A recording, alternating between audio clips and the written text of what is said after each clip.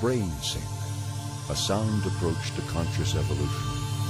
To experience the effects of this extraordinary technology, stereo headphones are required.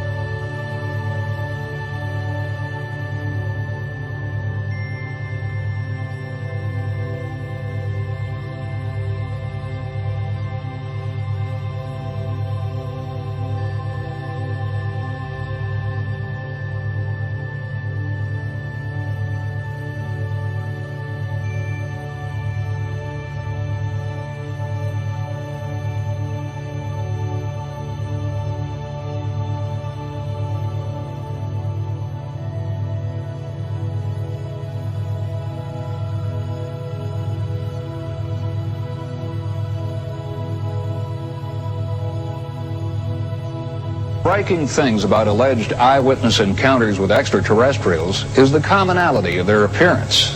These encounters are so widespread and the description so detailed that it's now possible to analyze these reports. We've broken them down into 7 distinct categories. Now, if, and remember it's a very big if, we are being visited by extraterrestrials, the galaxy may be more diverse than we can imagine. An all too common sight in our society is policemen arriving at the scene of a crime, trying to determine what happened. Often they call on forensic artists like Bill McDonald for help. Recently, Bill turned his artistry to another mystery, determining the identity of the alien creatures that millions believe walked this planet. First, he sifted through the eyewitness descriptions. 3 to 5 feet tall. Big heads, big eyes. They look like flies in a way. White, iridescent sort of skin. It was green and had little hair on it. Perfect humanoids. From descriptions like these, Bill McDonald created composite sketches of alien beings.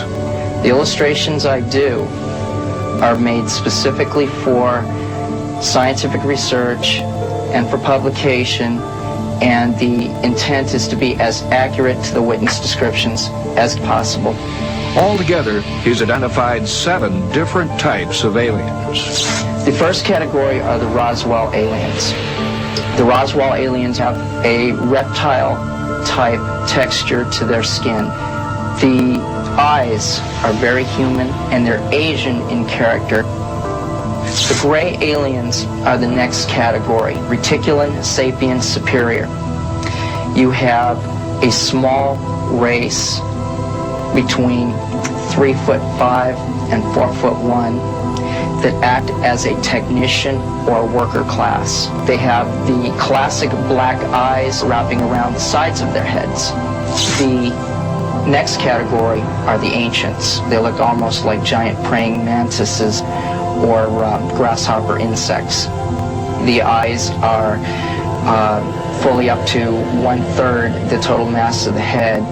The Nordics are very interesting because they're the most human appearing of all of the aliens. They appear to be slightly taller than us, extremely athletic in build. The females are extremely well endowed proportionally. The males are very, very gorgeous and are described as looking a lot like some of the models, like Fabio. The hybrids are extremely interesting and very varied. Some of the hybrids are proportionally like children with very fine hair. The reptilians seem to have like 3 toes instead of the normal 5 on their feet. And they seem very humanish in proportion, but they have larger than normal mouths, and they have a very snake-like or lizard appearance. Some of the aliens, and it's interesting that the aliens in Close Encounters of the Third Kind looked a lot like this, seem to appear like fetuses and are proportionally like fetuses that are running around like small children, have a higher degree of intelligence, and operate in a technical capacity, if you will. Bill McDonald has no explanation for the variety of alien life he has cataloged. And his drawing-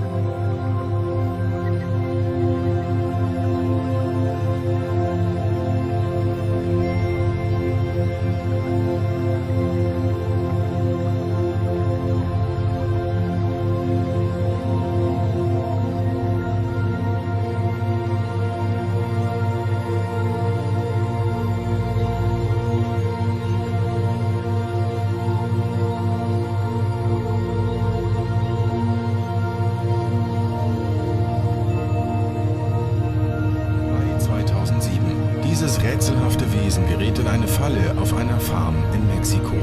Der Bauer ertränkt die Lebensform aus Angst.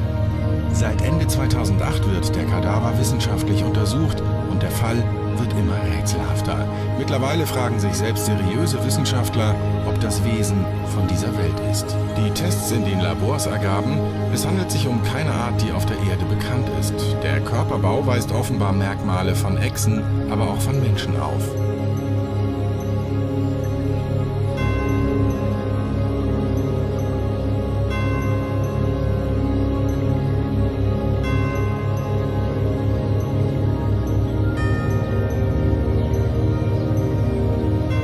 Das Lebewesen hatte ein besonders großes Gehirn, war möglicherweise sehr intelligent. In der Region um Metepec gibt es häufig Berichte von UFO-Sichtungen und Kornkreisen. Daher der Verdacht, es könnte sich um ein Wesen handeln, das von außerirdischen Besuchern zurückgelassen wurde. Bauern berichten, sie hätten damals ein zweites Wesen fliehen sehen.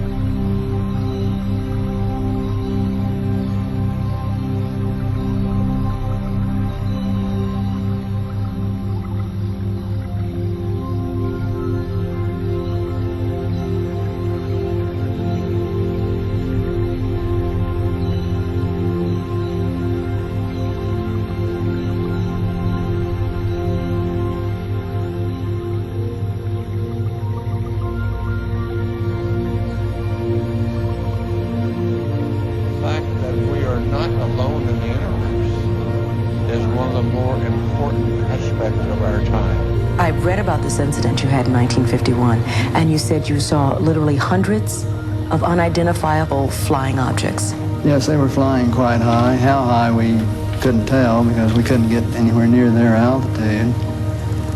But they were either very large craft way up or smaller craft still well above what we could get.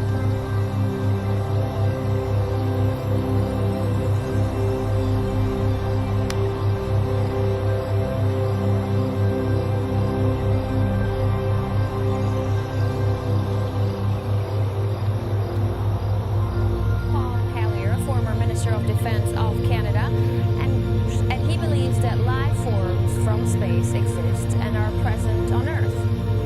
It's great to have you with us on our show. Why do you say that UFOs are as real as the airplanes flying over our heads? Because I know that they are.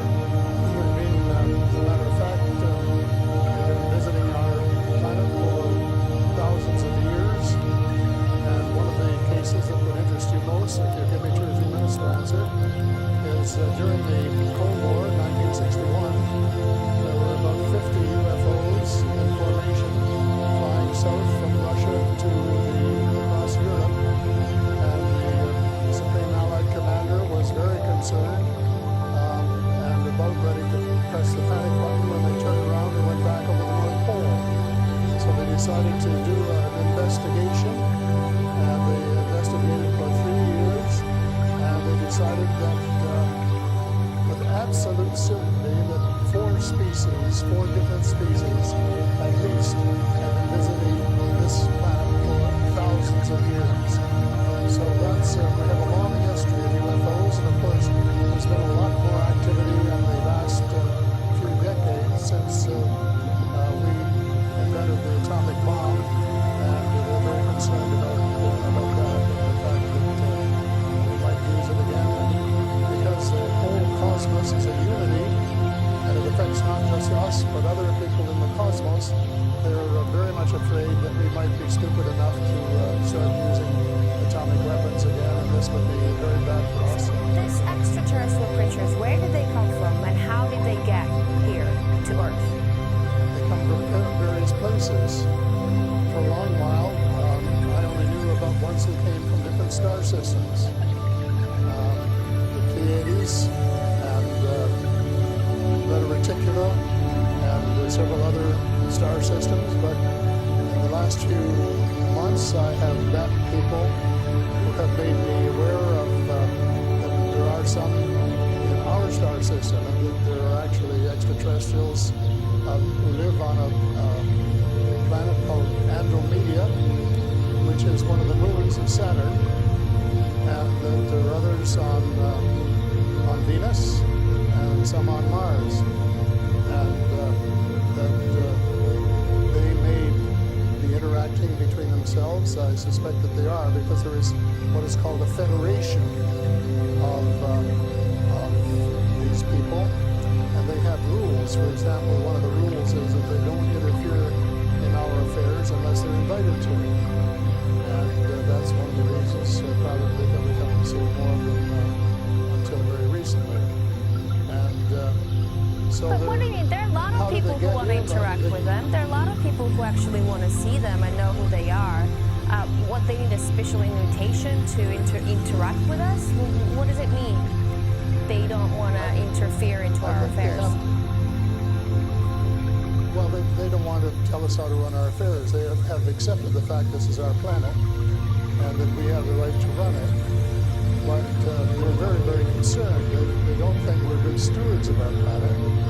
We're not. We're clear-cutting our forests, and we're polluting our rivers and our lakes, and we're dumping sewage in the oceans, and we're doing all sorts of things which are not what good stewards of their homes should be doing. And they don't like that. And they've also tell me that people write you emails, 3 to 5 emails a week, and they've actually been abducted, or they have encounters with the aliens. Do they actually tell you what these aliens look like? I mean, you know, everyone's interested. How would I know if I see an alien and if he abducts me? Well, the first question you have to ask is how many species are there? And I used to think there were, you know, between 2 and 12. And Apollo astronaut Edgar Mitchell, who came to Toronto a few years ago and had dinner with us, agreed that it was somewhere between 2 and 12. But the latest reports that I've been getting from various sources are that there are about 80 different species. And some of them look just like us, and they could walk down the street and you wouldn't know if you ran, walk past one.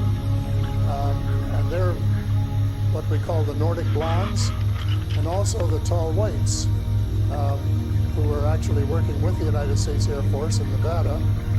They're able to get away with that. They had a couple of their ladies dressed as nuns went into Las Vegas to shop, and they weren't detected.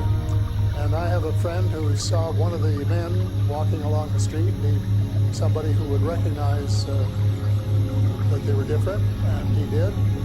So there are those kind, and then there are the short grays, as they're called, and they're the ones that you see in most of the cartoons. They have very, very slim arms and legs, and they're very short, just a little over 5 feet, and they have a great big torso and a great big head and great big brown eyes. But they're different species, so you have to know that they're different species, and it's and know that they're all different. So if you saw the short gray, you'd certainly know that there was something up that you'd never seen before. But if you saw one of the Nordic blondes, well, you'd probably say, "Oh, I wonder if she's from Denmark or somewhere," So these species that you're describing, are they all different in terms of nice and mean? Are some of them nice and benevolent? Are others nasty? Or how are they? Are they good to people on Earth, or are they here to harm them? It's a difficult question to answer, because they have different agendas. And maybe all of us on Earth should have the same agenda, but you couldn't say maybe that Russia and China and the United States all had the same agenda at every turn, because they don't. And I would say that nearly all are benign, they're benevolent, they want to help us. There may be 1 or 2 species which do not. And that's one of the things I'm investigating at the moment, is to see who they are and what they're up to and what their agenda is. Do you ever wonder what might lie out there deep in space? Do you want to believe we're not alone, that somewhere in the universe, intelligent life may actually exist? Our next guest says there is life out there. It does exist. Dr. Charles Hall says he spent 2 years working with extraterrestrial beings during his time with the American military. He claims the US military has actually been in contact with alien species for years.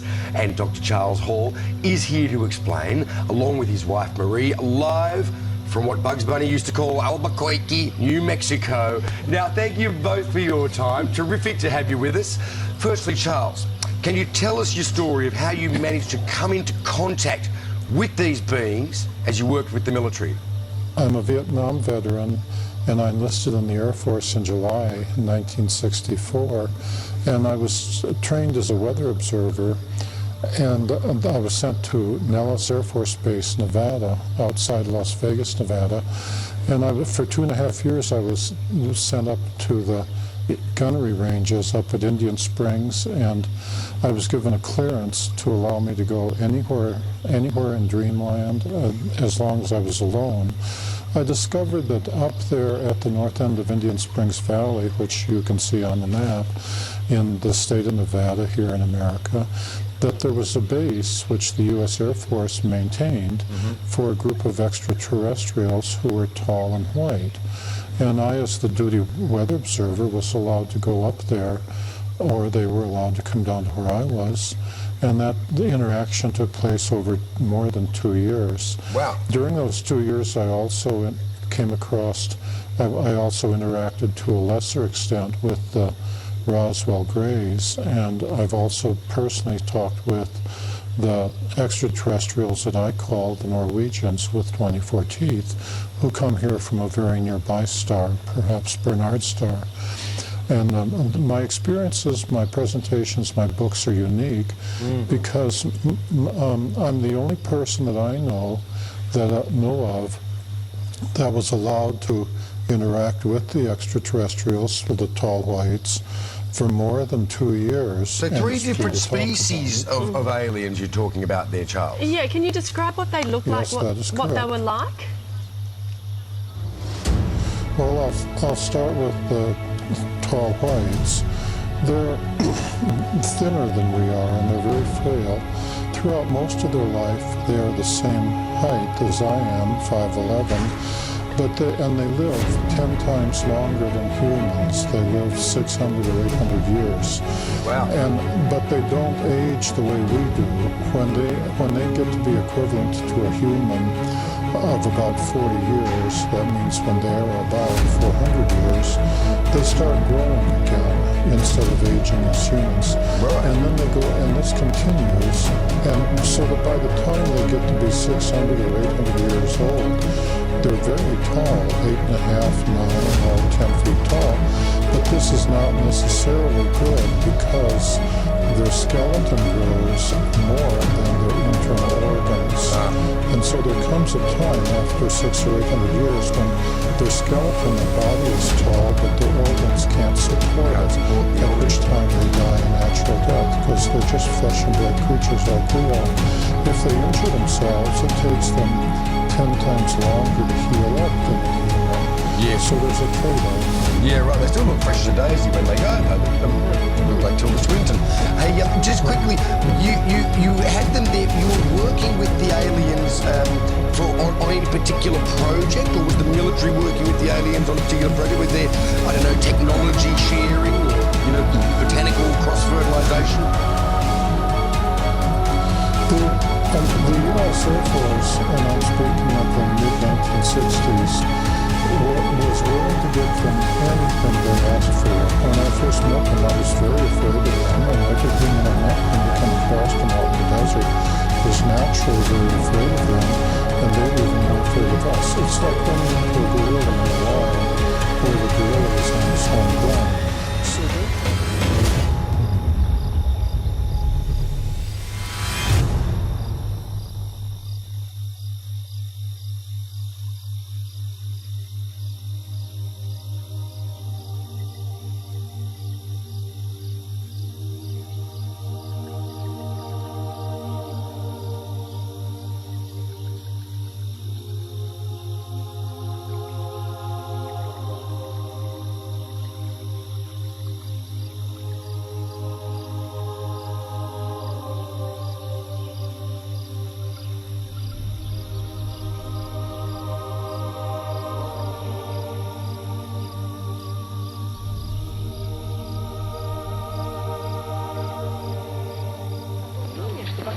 нашим президентом, ему несут многочисленные папки с надписью «Совершенно секретно». И вот там все тайны мира.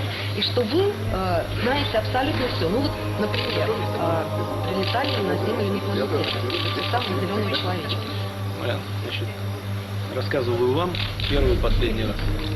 Вместе с передачей чемодан с ядерными кодами президенту страны приносят специальную папку. На ней написано «Совершенно секретно». И она целиком и полностью посвящена пришельцам, которые посетили нашу планету. Одновременно предоставляется доклад абсолютно закрытой спецслужбы, которая занимается контролем пришельцев на территории нашей страны. Значит, две эти папки передаются вместе с ядерным чемоданом. После прекращения полномочий, соответственно, эти папки передаются новому президенту. Более подробную информацию на эту тему вы можете получить, посмотрев известный хроникально-документальный фильм «Люди в черном». Вышло несколько версий. Сколько их среди нас, рассказывать не буду, потому что это может вызвать панику.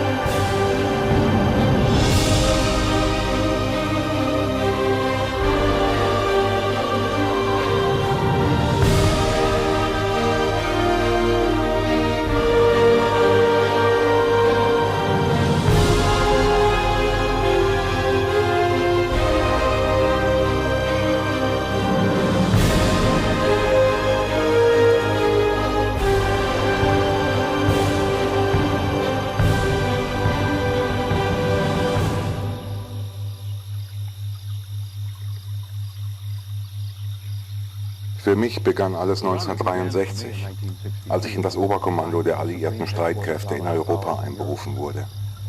Ich begann dort im Sommer 1963 bei der operativen Division. Dies beinhaltete gleichzeitig auch den Zugang zum SOEC, dem Kriegsraum, dem obersten operativen Zentrum im Hauptquartier. Im Zuge dessen wurde ich mit dem Cosmic Top Secret Clearance ausgestattet, einem Informationszugang, welcher bis heute die höchste Sicherheitsstufe innerhalb der NATO repräsentiert.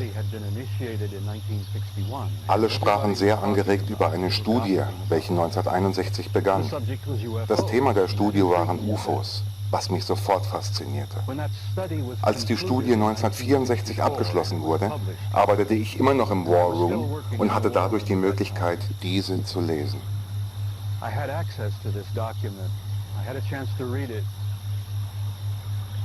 Und ich muss Ihnen jetzt sagen, danach war mein Leben nicht mehr dasselbe. Denn ich las da Berichte aus erster Hand, absolut verifizierbares Material der NATO, welches nicht nur bestätigte, dass UFOs real sind, sondern dass diese fortgeschrittener sind, als ich es mir jemals hätte vorstellen können. Als die Studie 1964 abgeschlossen wurde, war das Ergebnis, dass es offensichtlich 4 verschiedene Gruppen gibt, welche uns regelmäßig besuchen. Eine dieser 4 Gruppen, Spezies, sah exakt aus wie wir. Es könnte einer von denen im Restaurant, Flugzeug, im Theater neben ihnen sitzen und sie würden es niemals bemerken. Und genau diese Tatsache störte die Jungs vom Militär, nämlich der Fakt, dass eines dieser Wesen von irgendwoher sich einfach völlig unbemerkt im Hauptquartier oder im Pentagon bewegen könnte. Eines Tages sagte ein Oberst während des Mittagessens zu mir: Mein Gott, ist dir eigentlich klar, dass sie sogar schon im Weißen Haus sein könnten? Der Gedanke, Außerirdische könnten hier, mitten unter uns sein, beunruhigte das Militär einfach massiv. Denn man muss verstehen, wenn jemand schon nicht vorab paranoid zum Militär kommt, wird er sehr schnell darauf trainiert, es zu sein. Es liegt einfach in der Natur des Militärs, paranoid sein zu müssen. Aber das war nur ein Teil der Geschichte. Das Ergebnis der Studie von 1964 war ja, dass es 4 Gruppen von denen gibt, die uns bislang bekannt sind. Sie konnten ja nicht interplanetar, sondern mussten interstellar sein. Man kam sogar zu dem Entschluss, dass einige wahrscheinlich aus anderen Galaxien kommen. Als ich 1976 in den Ruhestand ging, wussten viele beim Militär, dass wir es hier nicht einfach nur mit Leuten zu tun haben, die von anderen Planeten oder Sonnensystemen kommen. Man kam zu dem Entschluss, dass einige dieser Besucher möglicherweise multidimensionaler Herkunft sind. Die Beweise, die wir gesammelt hatten und die Beweise, die sie uns wiederholt demonstriert hatten, das war kein Zufall. Es deutete alles darauf hin, dass hier ein Programm, irgendein Prozess im Gange ist. Sie haben uns immer und immer wieder demonstriert, dass sie sogar offensichtlich in der Lage sind, Materie und Zeit zu manipulieren. Dieser Gedanke war für unsere Wissenschaftler absolut schockierend. Die Vorstellung, dass es wirklich intelligentes Leben von irgendwo anders her gibt, aus anderen Dimensionen, die einfach so in unsere Realität reisen können, das rüttelte sehr stark an den Säulen der traditionellen Wissenschaft. Ich spreche deshalb so offen darüber, weil es mich unglaublich stark berührt. Ich verletze bis heute, jedes Mal, wenn ich darüber spreche, meinen abgegebenen Eid zur Geheimhaltung. Ich tue dies absichtlich und vorsätzlich, denn das amerikanische Volk und die Welt haben nicht nur das Recht, dies alles wissen zu dürfen. Sie müssen es wissen. Die Wahrheit ist schlicht und einfach. Wir sind nicht alleine und wir waren nie alleine. Wir sind ein Teil des unendlichen Universums, welches gefüllt mit intelligentem Leben ist. Ich finde dies alles hochgradig interessant und es bereitet mir auch keinerlei Angst. Die Studie kam 1964 zu dem Endergebnis, dass wenn die, von woher auch immer sie kommen mögen, uns gegenüber wirklich feindselig wären, hätten sie unseren Planeten schon vor sehr langer Zeit übernehmen können. Sie hätten uns einfach eliminieren und danach zu Hundefutter oder sonst irgendetwas verarbeiten können. Haben sie aber nicht. The historical evidence indicates that they've been with us a long time, and I've concluded that we had what I like to call an intimate interrelationship with at least one of those groups, the group that looks exactly like we do. And that point is I don't like the word alien. I don't think the term alien is appropriate at all here. I like to refer to them as family. We're related to them. I think they had a hand in our being here. And I think the time has come where we're about to meet our extended family. It's going to be very soon. And the people are not ready.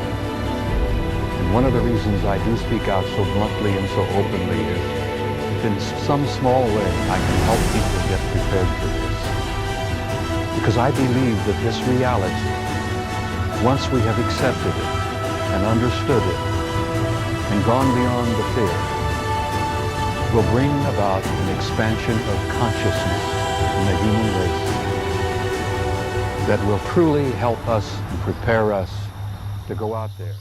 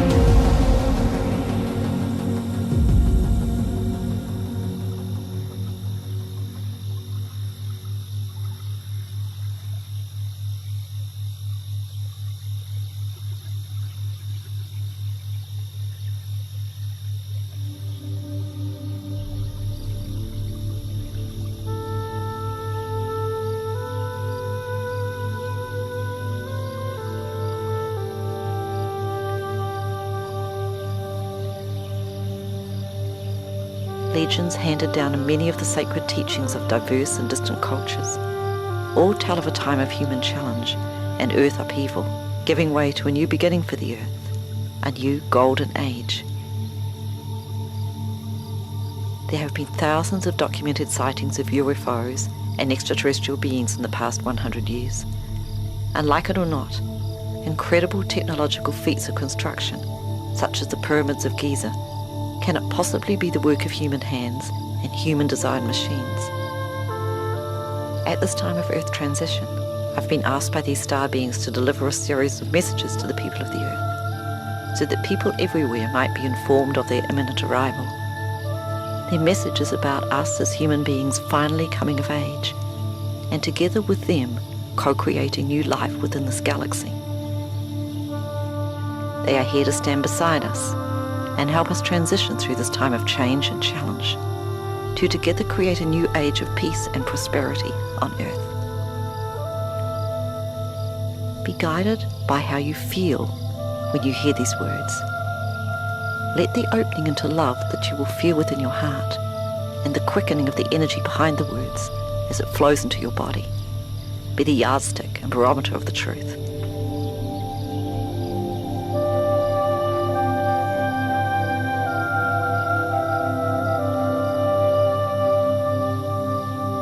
This is what I am told.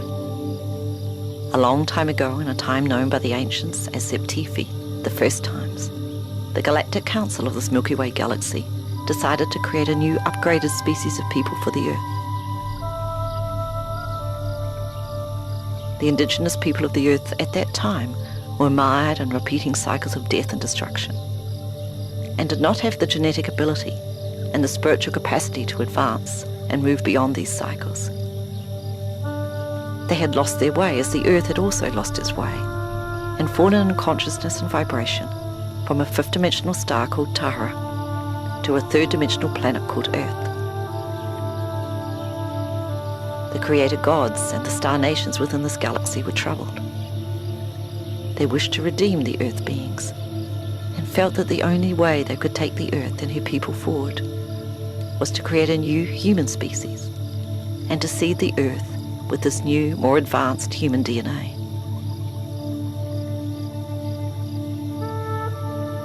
This great experiment in human creation occurred around 100,000 years ago. The new, more advanced human beings were brought to the Earth and began to intermarry with those who were already here. Many beings from the stars also chose to incarnate on Earth, to take on the new DNA coding, and so help the Earth move forward. Many of these star beings are human-looking. This is because they created us to look like them.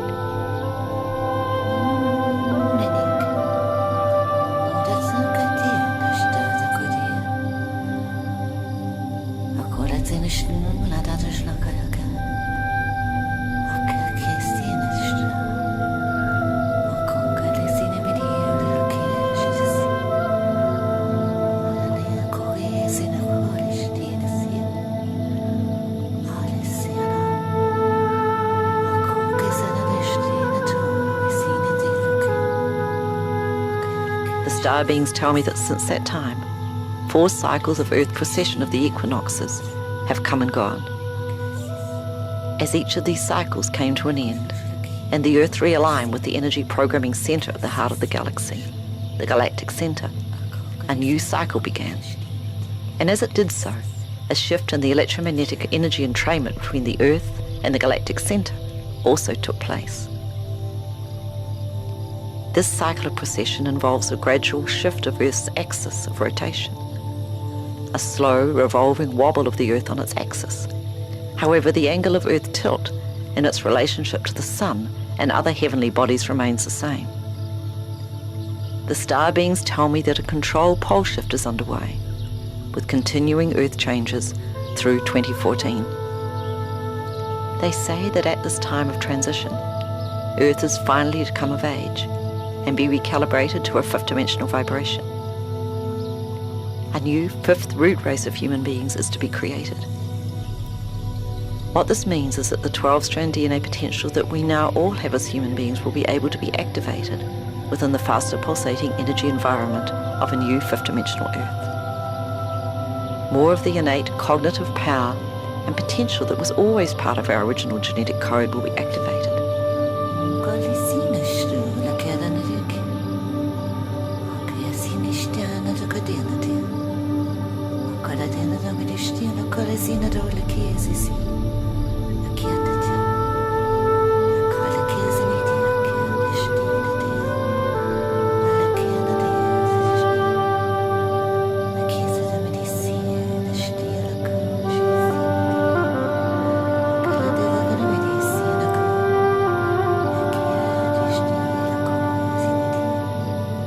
DNA material that previously has been termed by scientists as junk DNA will begin to be switched on.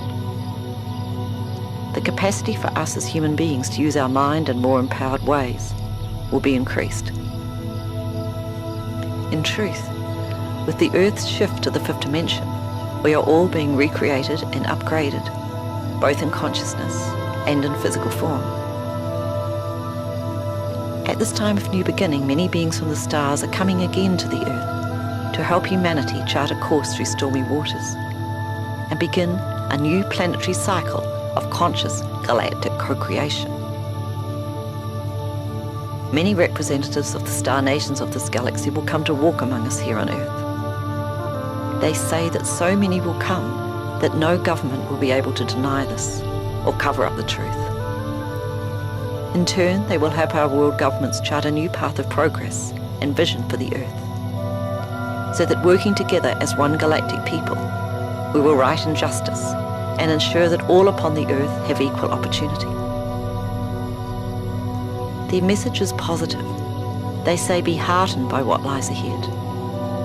They assure us that our thoughts of fear are merely a release of old, outmoded consciousness vibrations that are falling away from us now, like a snake shedding its skin. They understand that old viewpoints and conditioned ideas of reality may require mental readjustment. But this is quickly done if we just allow ourselves to be and be with what is.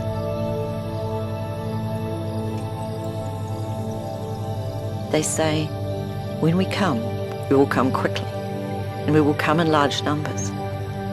You will see huge ships of light in the skies above your cities. No one will be able to deny that we are here among you. When you see these irrevocable signs in the skies that we have arrived, please welcome us with the consciousness of love, as you too came from the stars, and we are like family to you. We work only for your highest good and greatest well-being. In the years ahead, we wish to assist you in many areas of technology to advance the Earth and create abundance, health, and happiness for all. Together, we will recreate the pure light and original beauty of Tara, the Earth as it once was and will be again. The time of our coming is at hand.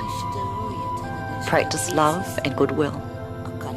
Be kind to yourself and to others. Become aware that thoughts that are critical or condemning will fly like a boomerang back to you. So be mindful of how you think and how you act from these thoughts that are your own creation. Be at peace and know that all is well.